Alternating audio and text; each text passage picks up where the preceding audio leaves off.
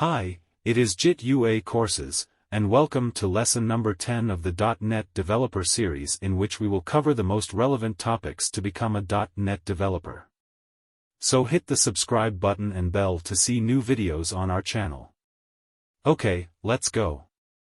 In this lesson, we will learn about the basic concepts of object-oriented programming and its implementation in C#. If this sounds interesting to you, don't hesitate and hit the like button. Object-oriented programming. Object-oriented programming is one of the programming paradigms, which considers the program as a set of objects interacting with each other. The basis of OOP consists of four main concepts: encapsulation, inheritance, polymorphism, and abstraction.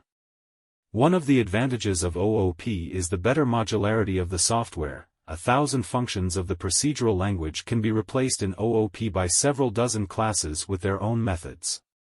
Unlike traditional views, when a program was considered as a set of routines, or as a list of computer instructions, OOP programs can be considered a set of objects. According to the object-oriented programming paradigm, each object is capable of receiving messages, processing data, and sending messages to other objects. Each object is a kind of independent automaton with a separate purpose and responsibility. OOP, object-oriented approach, consists of the following set of basic principles. All are objects. All actions and calculations are performed through interaction, data exchange, between objects, during which one object requires another object to perform some action. Objects interact by sending and receiving messages. A message is a request to perform an action, complete with a set of arguments that may be required during the execution of the action. Each object has an independent memory consisting of other objects. Each object is a representative instance of a class that expresses the general properties of objects. The behavior, functionality, of the object is specified in the class. Thus, all objects that are instances of the same class can perform the same actions. Classes are organized into a single tree-like structure with a common root called the inheritance hierarchy. Memory and behavior associated with instances of a class are automatically available to any class below it in the hierarchy tree. Thus, a program is a set of objects that have state and behavior. Objects interact using messages. A hierarchy of objects is built. The program as a whole is an object. To perform its functions, it refers to the objects contained in it, which in turn perform the request by referring to other program objects. Of course, to avoid infinite recursion in calls, at some stage, the object transforms the request into a message to the standard system objects given by the programming language and environment. Stability and controllability of the system are ensured by a clear distribution of correspondence between objects. A certain object is responsible for a certain action, an unambiguous definition of interobject interaction interfaces, and complete isolation of the object's internal structure from the external environment. Encapsulation. Encapsulation and abstraction. In C#, abstraction is a principle of an object-oriented programming language and is used to hide implementation details and display only the essential features of an object. In abstraction, using access modifiers, we can hide the necessary details of an object and expose only the necessary methods and properties through the object reference. So the laptop is a perfect example of abstraction in C#. A laptop has many things such as a processor, RAM, motherboard, screen, camera, USB ports, battery, speakers, etc. To use it, we need to know how to operate the laptop after turning it on, and we don't need to know how all the parts work internally. So, a laptop is an object designed to show only the necessary functions, hiding the details of its implementation.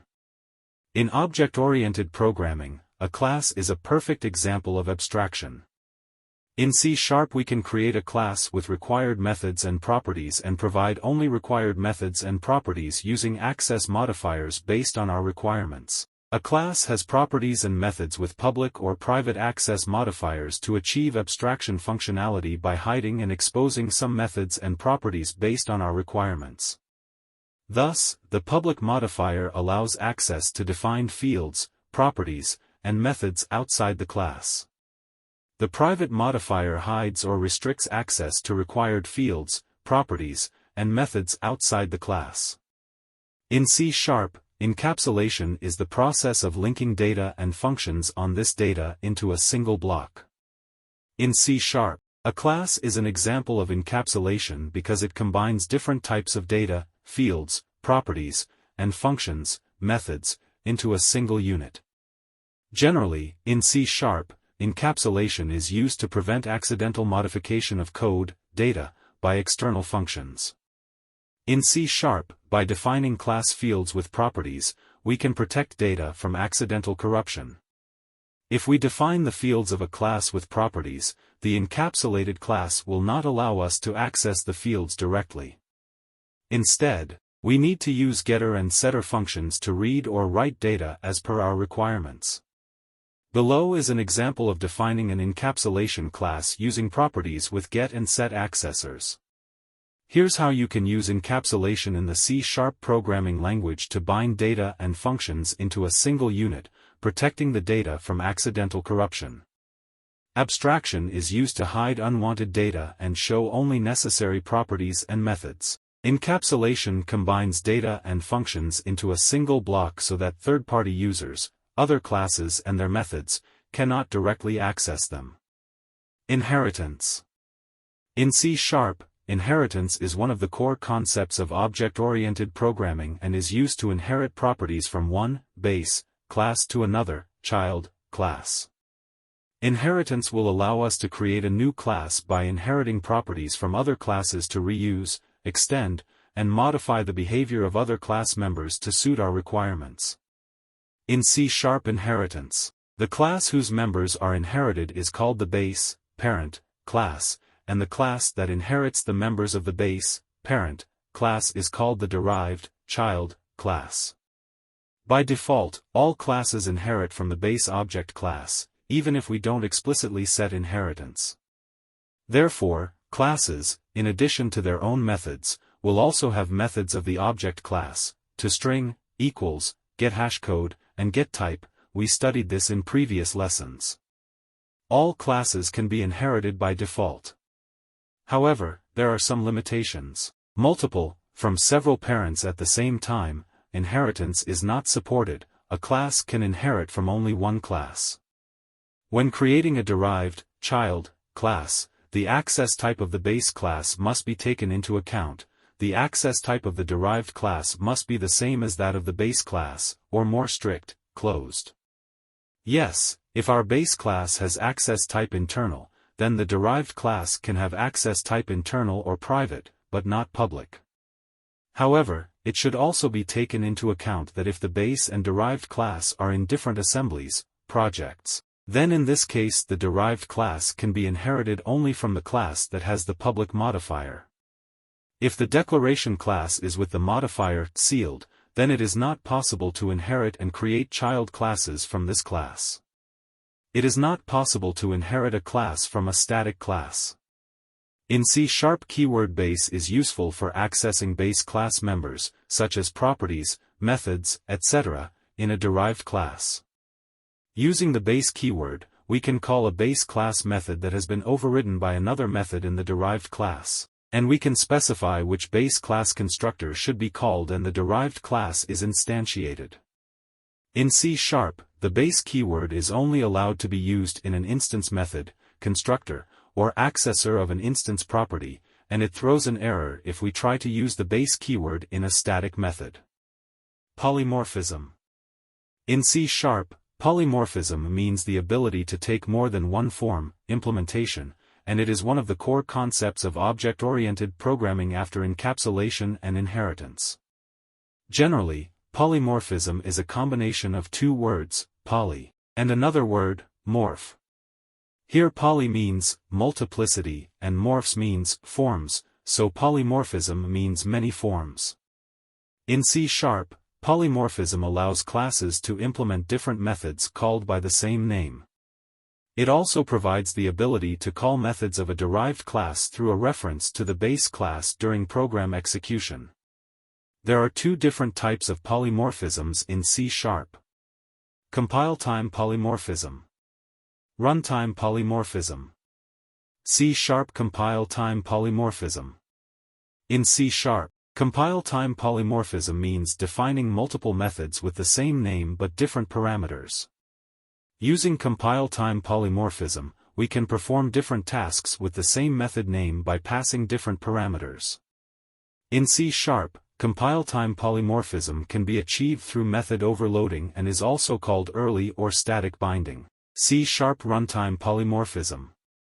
In C#, runtime polymorphism means overriding a base class method in a derived class by creating a similar function. This can be achieved by using the override and virtual keywords and the inheritance principle. Using runtime polymorphism, we can override a base class method in a derived class by creating a method with the same name and parameters to perform a different task. In C#, runtime polymorphism can be achieved using method substitution, and this is also called late binding or dynamic binding. In C#, method override means overriding a base class method in a derived class by creating a method with the same name and signature to perform a different task. Method overriding in C# can be achieved using the override and virtual keywords and inheritance. If we want to change the behavior of a base class method in a derived class, we need to use method overriding. The base class method that we want to override in the derived class must be defined using the virtual keyword. We need to use the override keyword in the derived class by defining a method with the same name and parameters, then only we can override the base class method in the derived class. Difference between overloading and overriding. Below is the difference between method overloading and method overriding in C# programming language. Method overloading means defining multiple methods with the same name but different parameters. Method overriding means overriding a base class method in a derived class by creating a method with the same name and parameters using the virtual and override keywords. Another way to change the functionality of a method inherited from a base class is shadowing/hiding. In effect, method/property hiding represents the definition in the descendant class of a method or property that corresponds to the name and parameter set of the method or property of the base class. The new keyword is used to hide class members. In what situations can you use hiding? For example, in a base class a method is not virtual, we cannot override it, but let's say we are not satisfied with its implementation in the derived class, so we can use hiding to define the functionality we need. This is all for this lesson. Thanks for watching. Hope you enjoyed it. Don't forget to subscribe to the channel and hit the bell so as not to miss the following videos in the series. Feel free to leave a comment and like this video. You are also welcome to leave any questions in the comments section. I will be happy to answer them. And also I encourage you to help brave people in Ukraine to defend themselves in this horrible war. Please use the QR code or links in the description to visit charitable foundations that help Ukraine. Thanks. See you in the next videos.